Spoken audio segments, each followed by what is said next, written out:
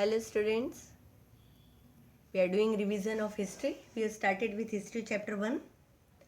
Actually, history chapter 1 revision we have already done in UT revision also. So I have not focused that much. I have just given the brief in all this previous lesson. Today I have brought some inner question of this chapter. So have a look on it. Actually in this chapter you are learning about the importance of history, importance of dates, and how Britishers have started and what were their priorities. Okay. So let's see what are the inner questions of this chapter. Question 1. Define the word history. History is a record of all known past events. What are the events that are usually recorded in history books? The events that are usually recorded are wars, crowning of kings, and events related to kingdoms and lives of rulers. Question 3. Mention a few other events which, if recorded, will make history more interesting to everyone. It is like a just open-ended question. You can write by your own also. You can write your own events also. If you think that this event would be more interesting for history, so you can add. But here, historian could write about the cultural changes in society, about how people traveled and exchanged news in the olden days, and about the livelihood of people in the past. You can get reference of this type of question in the side boxes and palettes given in your lesson, so you'll get more idea. Question 4. Who created the first map of India?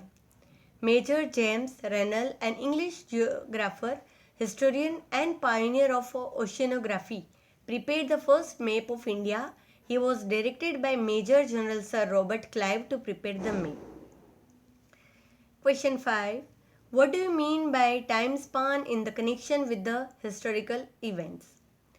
When a specific date cannot be fixed for an event in the past and only an approximate period, like when I was explaining you this chapter, I told you that when tea was invented, we cannot fix a date, but we can give a time span like that. Approximate period can be fixed. This period of time is called the time span. When we talk about changes that took place in certain social practices, specific dates cannot be fixed, only a time span can be mentioned. Like people in India gave up the practice of sati during the late 19th century. No doubt in coming history lesson you will learn about that Britishers ban on sati pratha. Right? What is sati pratha, that you will learn in that chapter also. So British government put ban. They provide a legal provisions against it, but still people were continuing this practice. So there is a no particular date when it is they've ended or gave up. But still around 19th century we can say that gradually it reducing the practicing of sati. Question 6. What did British historians in India write about? British historians in India wrote about the Governor General and Viceroys who ruled India. Their history books contain the activities, policies, and achievements of the Governor Generals and nothing more. All the recorded events with specific dates were linked to the lives of this Governor General, because this newspaper and ad agencies, and they were getting more rewards from their Governor General, Viceroys. They used to write about their life. Why is it important to have dates or time frame while writing history? We need dates and time span to divide the history book into chapters, right? As your history book is also divided into different categories, different chapter, different story. So if you want to understand history, if you want to understand story properly, then it is necessary to divide it into chapters. It is necessary to give each chapter some consistency. Dates help us record history in a way that makes some sense and can be followed. That's why particular times are 19th century, 18th century, medieval period, ancient period. So all the events related to, so it will create some senses and it will be followed by also. Dates also help historian to focus on those particular events about which they are writing. Now you understand importance of dates? Question 8. Who wrote the book The History of British India? The history of British India was written by James Mill. James Mill was born in 1773. He was a Scottish historian, economist, political theorist, and philosopher. His greatest literary achievement was this book. Question 9. Why did James Mill divide his book, The History of British India, into the Hindu, Muslim, and British period? According to Mill, before the British came to India, Hindu and Muslim dictators ruled the country. There was religious intolerance, caste discrimination, and superstitious practices in the Indian society. Excuse me. James Mill felt that only the British could bring enlightenment and happiness to the Indian by refining them. He felt that European culture, art, and law were necessary to uplift the downtrodden Indians.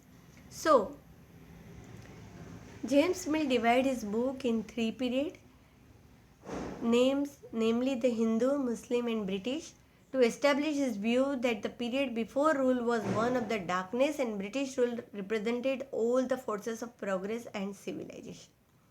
Here you can understand that all the British officers, they were thinking that before British period, Indian culture, Indian history was full of darkness, and only Britishers brought enlightened in the Indian history. But that was not 100% true, but it was their belief. How were historians able to write about the last 250 years of Indian history? The historians were able to write about the last 250 years of Indian history from the official records maintained by the British administration. You remember, you learned that Britishers, they used to write each and everything, whatever the rules, regulations, orders, memos, circulars given to any of the administrative subordinate, they used to maintain the record. And because of that record, they have lots of archives, and from that they were able to write 250 years of Indian history. How were records preserved during the British rule? Archives and museums were established to preserve important records. Write a brief note on the National Archives of India. The National Archives of India is the repository of known current records of the Government of India and is holding them in trust for the use of administrators and the scholars. It is an attached office of the Department of Culture under Ministry of Tourism and Culture. It was set up in March 1891 in Kolkata as the Imperial Record Department and subsequent to the transfer of the national capital from Calcutta to New Delhi. In 1911, it was shifted to its present building in New Delhi in 1926, and then it continued till the time. Question 13. Apart from official record, what are the other sources of information that is available to historian? The other sources of information that is available to historians to write some history important events like diaries of people, accounts of pilgrims and travelers, autobiographies of important personalities, popular booklets and newspaper, books and letters written by leaders, reformers, poets and novelists. So these all are the important questions of chapter 1. Along with this textual question, this extra question, you have to read the chapter properly, thoroughly, because in your terminal exam, like you all know, that question can be asked between the line, from inside. So don't depend only on the back exercise question, but please prepare nicely all these extra questions. These are just a reference question. You can find many more questions from inside the chapter. So thorough with the videos, thorough with all the videos, previous video also, this revision video also, so you'll get proper knowledge and understanding of this chapter. Along with this, I have extra questions of chapter 2 that I will discuss when we will do revision of chapter 2. Okay students, so today we are keeping till here. Keep learning students. Have a wonderful day.